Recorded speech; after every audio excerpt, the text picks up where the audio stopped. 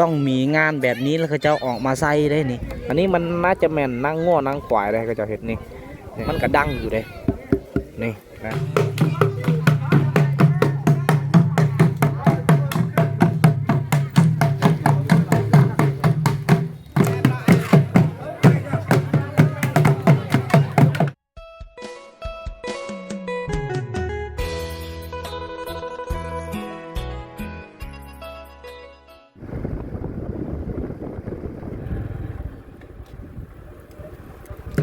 ทุกคนเลยหลังจากที่กลับจากงานแต่งงานตอนนี้ก็มาเดินทางอีกบ่อนจุดหนึ่งทุกคนเลยเอาสบายดีทุกคนและก็สบายดีพ่อแม่พี่น้องทุกคนเด้อที่กำลังติดตามและรับชมวิดีโอเบาเคบันป่าเลยตอนนี้เบาเคมาอยู่อีกหมู่บ้านหนึ่งก็ถือว่ากำลังมีงานประเพณีที่ข้าเจ้าต้องได้เฮ็ดเกือบทุกๆปีเลย1 ปีอาจจะบางที่ก็4-5 ปีข้าเจ้าอาจจะเฮ็ดเทื่อหนึ่งได้อันนี้คืองานระบืบของหมู่บ้านได้ทุกคนโอ้ตอนนี้ได้เข้าฮอนนี่ก็มีตลาดตะลีคือกันข้าเจ้ามาวางขายขนมอย่างเลยอาจจะแม่นเฮือนหลังนี้แหละที่กำลังเฮ็ดงานมีงานประเพณีทุกคนเลยนี่ทางนี้เอื่อยเพิ่นกำลังปิงโอ้อาจจะมีคนฮับใส่แต่งอยู่ก็กินได้มันกะคล้ายๆกับงานแต่งเลยแถวนี้ทุกคนเลยนะมันจะคล้ายๆคือกันแต่ว่ามันจะแปลกหน่อยนึงคือเจ้าจะตีกองตียังนี่แหละตอนนี้เบาเค้กจะอยู่จุดนี้ให้ทุกคนได้เบิ่งนะทุกคนเลยอันนี้เป็นบอลเฮือนโอ้อันนี้เป็นบอลเฮือนเลยบอลเฮือนที่เจ้าจะตีของตียังจะตีออมหอมตัวนี้แหละเคยเห็นในวิดีโอทุกคนเลยแต่ว่าอาจจะเห็นตัวจริงเลยยังไม่ค่อยได้เห็นเลยนี่อาจจะแมนเฮือนหลังนี้เลยเดี๋ยวเทิงเฮือนก็น่าจะมีผู้สาวคือกัน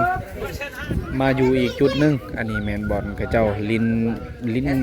มักกะหลอกอียังพากันลิ้นแบบนี้แหละลงเงินลงคำลิ้นไพ่ทุกคนเลย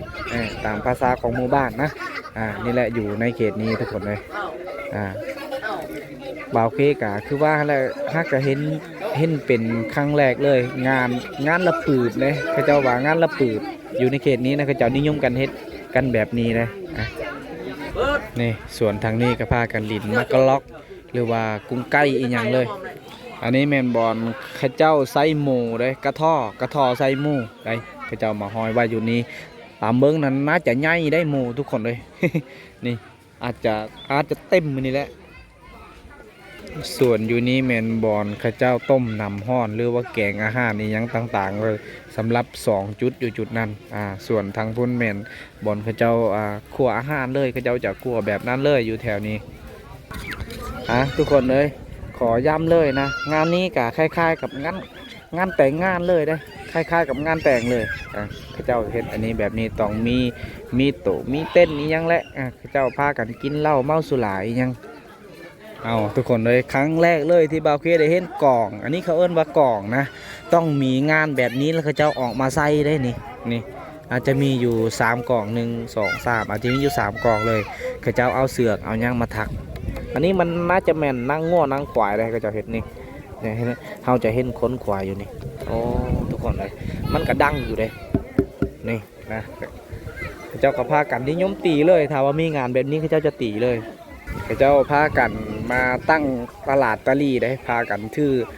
เต็มขันรถเลยเครื่องขายรถใหญ่ยังรถลิเบโร่นั่นแหละเปิดมาขายนะทางนี้ก็ขายอันนี้อาหารพร้อมทุกคนอันนี้กำลังแสบกำลังหอนเลยฮักกระปีงไหมนี่อีกอันนี้อีกจุดหนึ่งนะเป็นบ้านข้าเจ้าแต่งยุคั่วกินคั่วอาหารแกงอาหารอีกอย่างเลยข้าเจ้าพากันตั้งไฟแบบนี้แหละทุกคนเลยอันนี้ข้าเจ้ากำลังอารมณ์อีกอย่างมันน่าจะแมนแอมอีกอย่างเลยข้าเจ้าจะเปิดเครื่องเสียงอยู่นี่เลยนะข้าเจ้าจะเปิดเครื่องเสียงกันได้บัดนี้สดๆฮ้อนๆเลยตัวนี้สำเร็จได้พอดีแอมจ่าอันนึงไม่2,000 กีบก็ทุกคนเลยซิมาลองกินเดี๋ยวนี้เอื่อยเพิ่นกำลังปีงเลยผ่านไปเป็น1 นาทีตอนนี้ข้าเจ้ากะจะเริ่มตีกองเลยทุกคนเลยพาทุกคนไปเบิ้งว่าข้าเจ้าจะตีแบบใด2 คนต้องได้หามแบบนั้นได้ทุกคนเลยนี่แหละแบบนี้แหละข้าเจ้าจะเริ่มตี อันนี้คือขั้นตอนในการเริ่มตีกลองเลย อาจจะเริ่มขั้นตอนการตีกลองนี่ยังเลยโอ้นี่แหละข้าเจ้าจะตีแบบนี้แหละ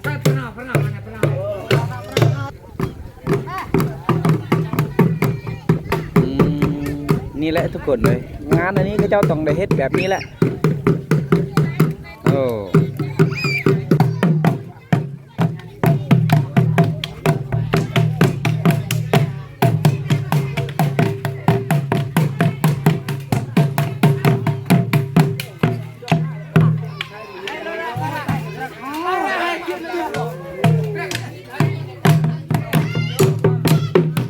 เขาจะตีเวียนอ้อมหอบอันนี้เลย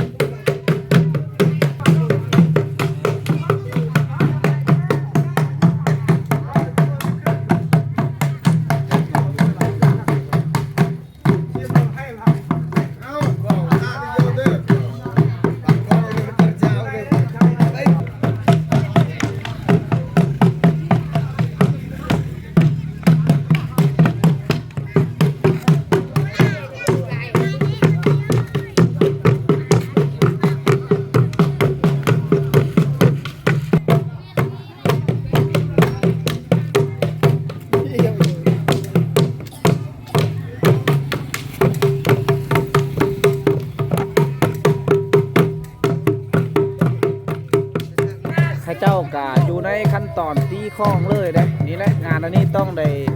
ลักๆก็คือกับเจ้าตีของตีกองนี่แหละทุกคนลักๆก็คือกับเจ้าต้องได้ตีเลยมัดมือเลยนะ2 มือ 2 มือเลยตอนนี้เจ้ากำลังอยู่ในขั้นตอนตุ่มเลยนะ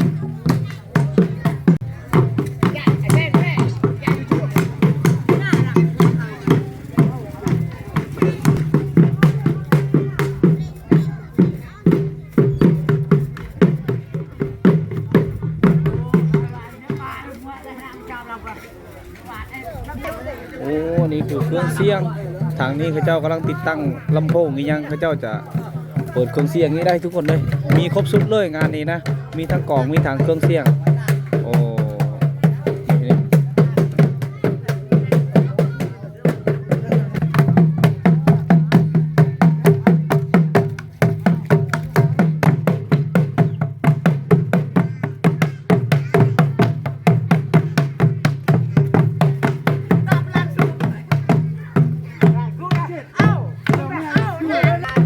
อันไหนการตีก็ต้องให้มันถึกเลยถึกจังหวะถึกยัง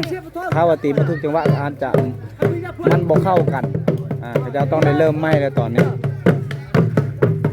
นี่แบบนี้ละ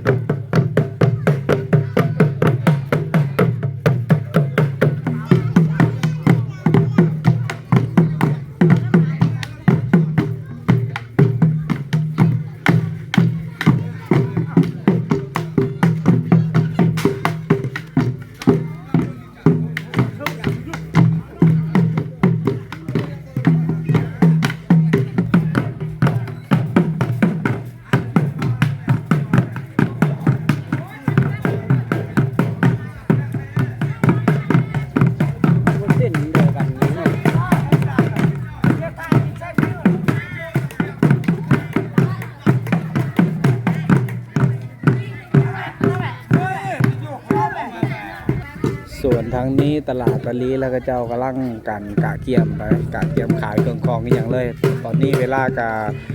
18:00เลยโอ้กำลังมีแสงแดดอย่างเลยแม่ค้าก็เจ้ามาเปิดตลาดตะลีอยู่นี่นะทุกคนนะคือว่างานนี้กะคล้ายๆกับงานแต่งเลยนะอยู่ในเขตนี้ก็เจ้าเฮ็ด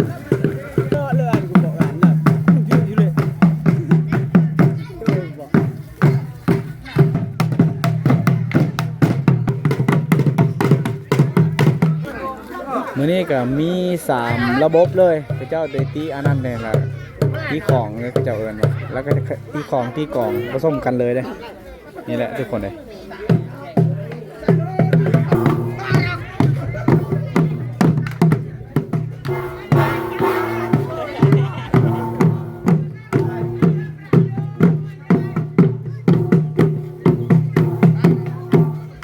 เ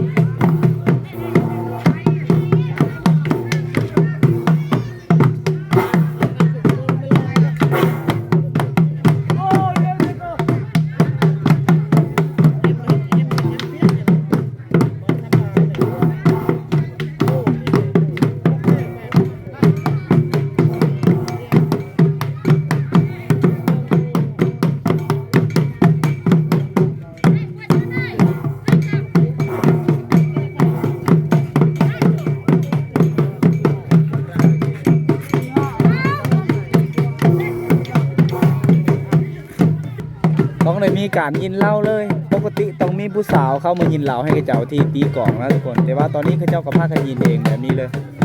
เอาทุกคนเลยผ่านไปเป็น1 ชั่วโมงได้ทุกคนหรือว่า2 ชั่วโมงนะตอนนี้กะเวลาประมาณ19 โมงกับ3 นาทีทุกคนเลยตอนนี้เขาเจ้ากะเริ่มเข้าสู่ขั้นตอนการตีกลองในยามกลางคืนอีกนะทางเสียงตู้เสียงเพลงแล้วเขาเจ้าจะปิดทั้งตีกลองตีของอย่างเลยมีพอเท่าพอหนุ่มกำลังตีแบบนี้แหละ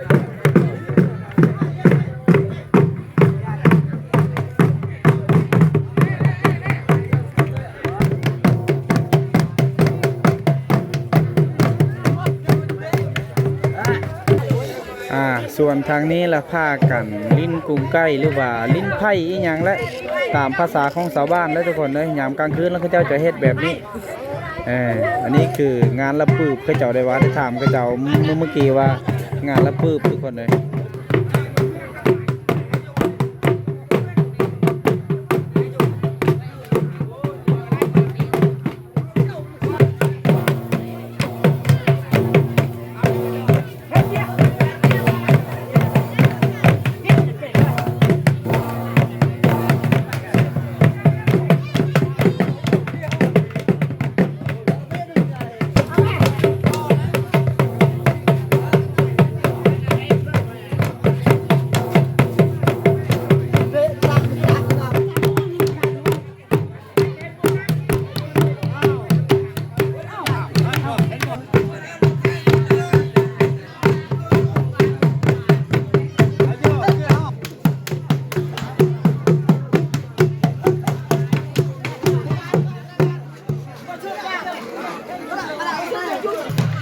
พอมาหอดยามกลางคืนเราต้องมีคนเข้ามาสื่อกันหลายเลยนี่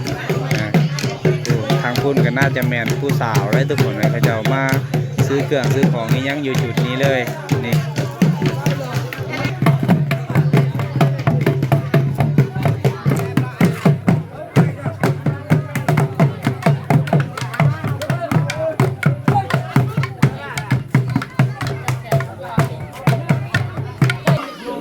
ตอนนี้ข้าเจ้าก็น่าจะพักผ่อนเพราะว่าข้าเจ้าก็น่าจะเมื่อยแน่หน่อยนึงก็เลยพักผ่อนก่อนทุกคนหลังจากที่พักประมาณ1 ชั่วโมงข้าเจ้าก็เริ่มกันตีอีกได้อันนี้คือฮีทคือกันทุกคนขาดบ่ได้เลย5-6 ปีข้าเจ้าจะเฮ็ดแค่นึงนะ